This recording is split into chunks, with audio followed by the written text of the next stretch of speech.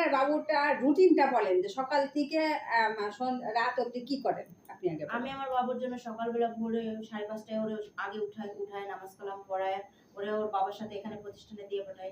ওকে পাঠানোর পরে ও এখানে কমপ্লিট না আমি 8টার সময় নাস্তা নিয়ে আসি। আমার ২ টা বাচ্চা আমি চাইলেও ২ জনকে একসাথে মানে একজনকে বাসায় খাওয়াবো এখানে খাবো হয় না। আমার ছোটটাকেও নিয়ে আসতে হয়। বড়টার ভালো করার জন্য ছোটটাকে একটু কষ্ট করতেই হবে। আচ্ছা, আচ্ছা। এজন্য আমার নিয়ে আসতে হয় ২ টা বাচ্চাকে একসাথে খাবার খাইয়ে ২ জনাকে পাঠাই দেই ওদের ক্লাসে। আবার 10:30টায় আবার নিতে আসি। 10টায় নিয়ে গিয়ে ঘুম পাড়ায়, গোসল করায়, হালকা কিছু খাওয়ায়, আবার আমি 12:30টায় নিয়ে আসি। 12টা 20 এর মধ্যে আমি প্রতিষ্ঠানে চলে আসি। আসার পরে আমার ছেলেকে দেওয়ার পরে আমি আবার ছোটটার জন্য কিছুক্ষণ অপেক্ষা করি। করতে হবে। অপেক্ষা করে ওকে নিয়ে যাই। নিয়ে যাওয়া ওরে গোসল করায় আগে হোমওয়ার্ক করাই। আমার ছেলেকে বলতে হয় না, বাবা গোসল করে হোমওয়ার্ক খাবার খেয়ে হোমওয়ার্ক করতে পারে না। ওই জন্য আগে হোমওয়ার্ক করে। আচ্ছা, আচ্ছা। হোমওয়ার্ক করে তারপর ও খাবার খেয়ে ঘুমায় যায়। ঘুম থেকে উঠে আমি নাস্তা তৈরি করি বড়টার জন্য, ছোটটার জন্য নাস্তা নিয়ে আবার এখানে আসি। মাগরিব নামাজ পর্যন্ত আমার অপেক্ষা করতে হয়। কারণ আমার ২ বাচ্চা, ২ টার ২ টাইম। আমার তো অপেক্ষা করতেই হবে কিছু সময়। আমি অপেক্ষা করে ছোটটা যখন সময় হয় ওরে উপরে দিয়ে আমি বাসায় চলে যাই। আবার ৮টায় হচ্ছে যে ধরেন যে ছোটটারে নিতে আসি 8:30টায়। আবার হচ্ছে যে 9:45টায় হচ্ছে বড়টার ছুটি। তখন বড়টার জন্য আবার অপেক্ষা করতে হয়। অপেক্ষা করে তখন ওকে নিয়ে গিয়ে বাসায় খাবার খাইয়ে ঘুম দিয়ে দেই। এটা আমার সারাদিনের রুটিন।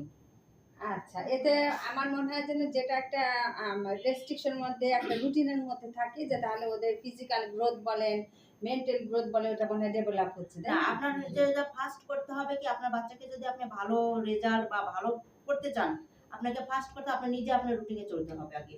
আপনি যদি নিজের রুটিনে না চলেন, আপনি আপনার বাচ্চাকে রুটিনে আনতে পারবেন না। আমি সেটাই। রুটিনে চলবো, আমার পরিবার রুটিনে চলবে। আমি রুটিনের বাইরে, আমার পরিবার রুটিনের বাইরে। আমি এটা মনে করি।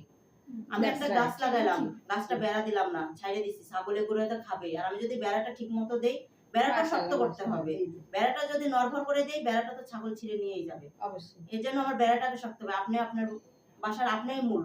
আপনার হাসব্যান্ড সারাদিন কিন্তু বাসায় থাকে না। জি, বাচ্চাদের জি। কিন্তু আপনাকেই করতে হবে। জি। আপনি টিচার দিছেন, টিচারের দায়িত্বে রেখে দিবেন কতক্ষণ? ১ ঘন্টা, ২ ঘন্টা। এরপরে কিন্তু বেশি না। আপনি কিন্তু সারাক্ষণ আপনার কাছে। ক্লাসে হুজুরদের কাছে, ম্যাডামের কাছে আর বাকি সময় আপনার কাছে। আপনার চাইতে কি আপনার টিচার কি আপনাকে বেশি ভালো করতে পারবে আপনার বাচ্চাকে? মনে করেন এটা বাচ্চাকে কি টিচার আদব কায়দা শিখায় দিবে? কেমনে খাবে সেটা শিখায় দিবে? সবকিছু আপনার মধ্যে। আমি মনে করি যে একটা গার্ডিয়ান যদি সবকিছু রুটিন এর মধ্যে চলে, তার বাচ্চা ইনশাআল্লাহ ভালো হবে। আর সবচাইতে বড় কথা যে গার্ডিয়ান যদি বাচ্চাকে পড়াইতে বসে, এই যে হুজুর যেটা বলে থাকে সেটা আমি বললাম যে, "বাচ্চা তুমি পড়ো, বাবা তুমি পড়ো, লেখো। আর আমি মোবাইল নিয়ে বসে আছি।" হবে না। অবশ্যই, আপনাকে অবশ্যই। আপনার নিজেকে আগে মোবাইলের কাছ থেকে মোবাইল দূরে মুক্ত থাকতে হতে হবে। হবে। আপনার বাসায় টেলিভিশন থাকতেই পারে। আপনার বাচ্চাকে বিনোদন দেন। কিন্তু একটা টাইম দেন। যে এই টাইম তোমার বিনোদনের জন্য। এটা আপনার বিনোদনের জন্য। এগুলো টাইম ভাগ করে নেন। কিন্তু দেখা গেল যে আপনি মোবাইল, টিভি নিয়ে বসে আছেন, বাচ্চাকে পড়তে দিছেন। কখনোই সম্ভব না এটা। আমি মনে করি। কেন মনে করি? কারণ আমার বাচ্চাকে আমি মোবাইল, টেলিভিশন আমার বাসায় টেলিভিশন নাই। মোবাইল আছে কিন্তু। বাচ্চাকে আমি মোবাইল হ্যাঁ। দেখতে দেই। দেই না কিন্তু এটা ভুল কথা। কারণ আমার বাচ্চা সারাদিন পড়াশোনা করে। তারপরেও একটু আনন্দের দরকার আছে। দেই। কিন্তু আপনাকে মোবাইল দিবেন। দেখতে হবে বাচ্চা কি দেখতেছে, কি গেম খেলতেছে, বাচ্চা কি করছে। আপনি একটু পর্যায়ে দেখেন যে, "বাবা তুমি কি দেখতেছো? আমি একটু দেখি।" এগুলো একটু করেন। দেখেন আপনার বাচ্চা যে বাচ্চা নরমাল, আমি আশা করি যে সে বাচ্চাও ইনশাআল্লাহ ভালো হবে।